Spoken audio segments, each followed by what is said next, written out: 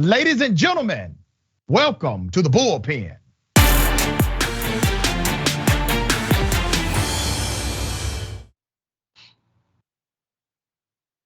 Yeah, he's back. We have Professor John Burnett, Managing Director of One Empire Group, Political Strategist, and NYU Adjunct Assistant Professor. Brother, good to have you back on the show. How are you? I'm doing well. Good to be back. Good to be back. All right. I'm glad to hear you say that. We'll see if you say that at the end of this conversation, okay? Marjorie Taylor Greene, she has been banned from Twitter. She made a fuss about it. Some people are supporting her fuss. I don't see why, others are not. But you have a different take. I don't want to presume what you know or believe about that topic, but if you would, share your sentiment and I'll respond. You know, I don't like bans, and I certainly don't like companies or the government cherry picking who they take action against. Whatever rules that are established should be equally applied. And I look forward to debating this issue with you for the duration of the program. Okay. Do you and I agree that constitutionally, Twitter and other platforms that deplatform you are not violating the US Constitution? Do we at least agree on that premise? You know, I'm slightly torn. Let me just say that I do agree, but then it's a platform of free speech. So I think from a free speech perspective, it's a violation. But then when we enter into the business realm, they do have certain rights, just like a restaurant can decline to serve you as long as they're not violating, or the reason for them not serving you doesn't violate the Constitution. So if they want to deny you service based upon your gender or race, something that is covered by the law, then that would be unconstitutional. If they want to ban you or not serve you based upon a category that's not constitutionally covered, then technically it is permissible. All right, so we do know that, this is advanced level here on Indisputable. So we know that, we know generally the rules are you cannot discriminate against someone because of a protected classification they may have, and your gender, race, etc. Those are protected classifications. So let's be clear about Marjorie Taylor Greene.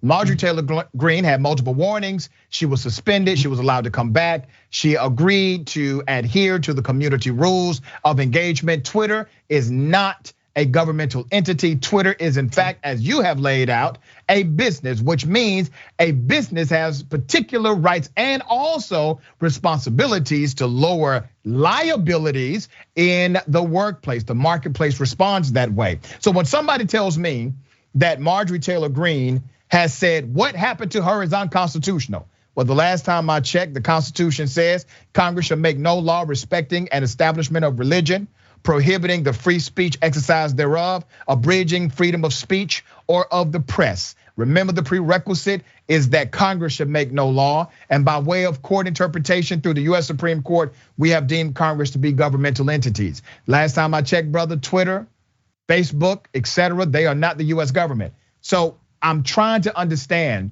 how are you all defending a Marjorie Taylor Greene and others who are saying, well, woe is me, they've kicked me off of their private consumer platform because I violated their consumer standards? How is it an issue with the Constitution or an issue with just good common sense? Tell us. Well, I'm not defending anyone. Let's just make sure those facts are straight. Just want to make sure that I contextualize your question. And I would go as far as to say, I don't think that the argument or counter argument should be based on constitutional law. I think where she may have a point, or others who support what she claims, I think how the rules are applied.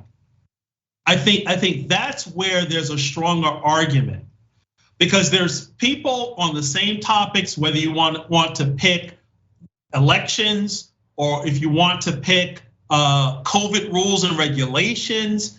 There are people on both sides of the political spectrum, people in Congress, as well as even as of late, SCOTUS members have touted false information, gross exaggeration of facts to the point where even the CDC had to step in and correct justices. So there are people on both sides. So I think what she's saying and others are saying would be better served, right? If they actually say, whatever your rules are, Twitter, Facebook, make sure that you apply them without prejudice. Okay, so let me go to what you're saying, Professor, because I think this is really important. Because that's not what they are saying. They are not saying equally apply all of your rules. They are in fact saying it's unconstitutional to deplatform them. And I'll give you an example. Trump released a tweet after he sued Facebook and Twitter, and it said that they were engaged in, and I quote, unconstitutional censorship, and then adding that if they make a contribution, it will have 5 times the impact right now if they give money. So we see the real strategy behind this. They are making a claim that this is unconstitutional. You have said on this show, you disagree with that claim. So you disagree with the claim that has been filed as the class action lawsuit against these social media companies. And I'm not a defender of these social media companies, but I do think it's ridiculous that you all want less regulation in the marketplace generally.